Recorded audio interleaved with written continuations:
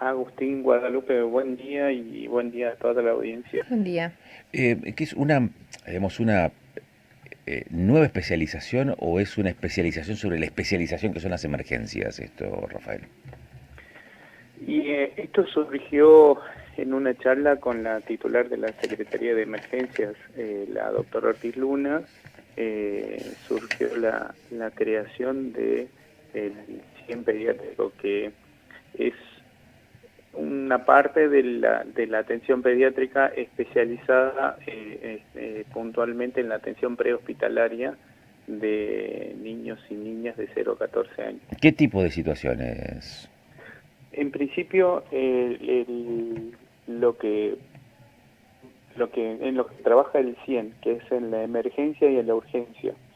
Pero dentro del CIEN pediátrico nosotros vimos que hay un sector en el que, si bien es cierto, no es urgente ni es una emergencia, pero vimos que a las personas les costaba llegar tal vez a una consulta especializada de un pediatra en los sectores más alejados de los principales hospitales de Neuquén. Entonces se decidió desde la Secretaría iniciar lo que hoy se llama posta de patologías prevalentes, que es itinerante.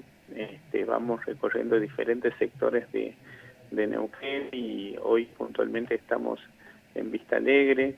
Que sea demanda, que esa es otra cosa que por ahí muchas de las personas con las que hablamos era un inconveniente el tener un turno programado y por ahí el turno no se podía concretar por diferentes razones. Entonces decidimos hacer todo a demanda espontánea en un horario también en el que la gente tenga un poco más de accesibilidad, que es en el horario de la tarde, del vespertino, entre las 15 y las 19, o entre las 16 y las 19 horas,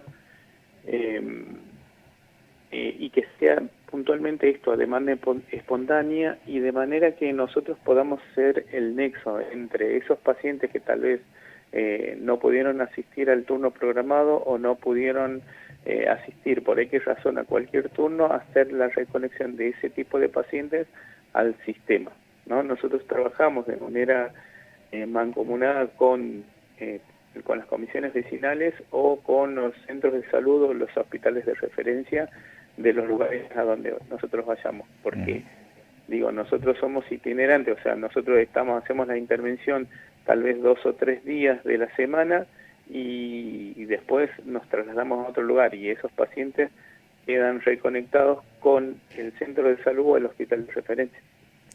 No puedo dejar de preguntar esto, Rafael. Uno se imagina el CIEN como el Servicio Integral de Emergencias. Sí, Es decir, atiende o debería atender, o uno se imagina que interviene frente a una contingencia, a un imprevisto.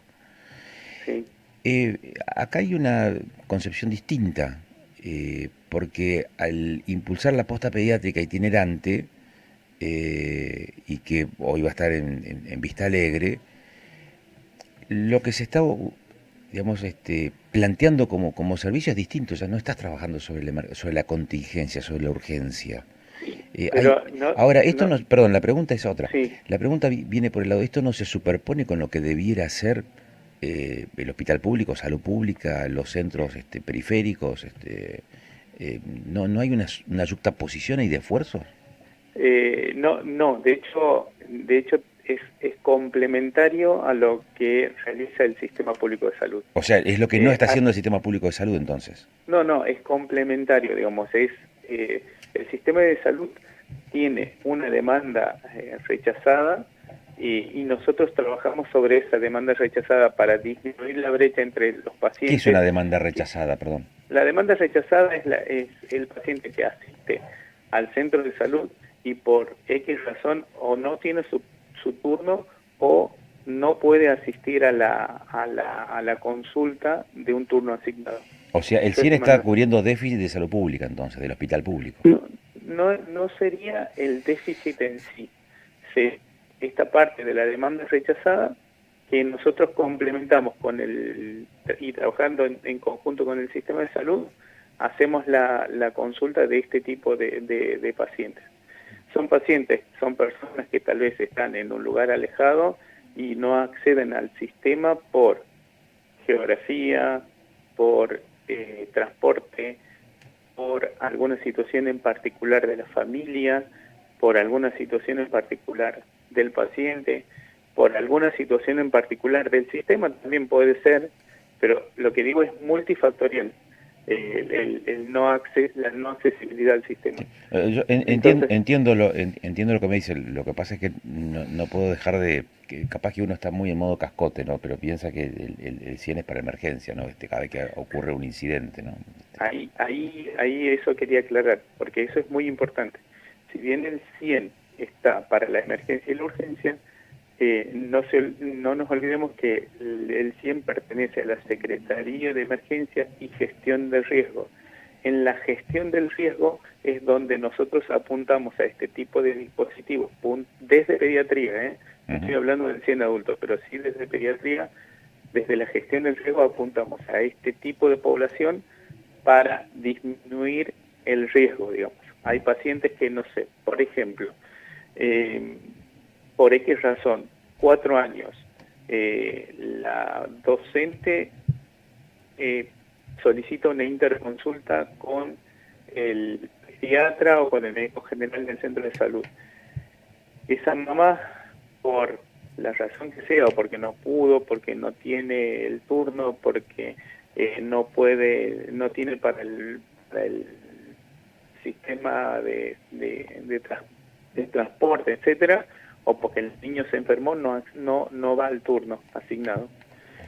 Ese paciente tiene un riesgo entre la evaluación de la fonoaudióloga y el pediatra o el médico general, hay un riesgo de que el niño o tenga una dislexia o que tenga una hipoacusia. Entonces, ese paciente anda dando vueltas o está ahí en su lugar, nosotros lo captamos porque nosotros vamos a ese lugar y ese niño tiene la posibilidad, reconectado con el sistema, de acceder de alguna manera a la evaluación fonoaudiológica, en este caso puntual del ejemplo.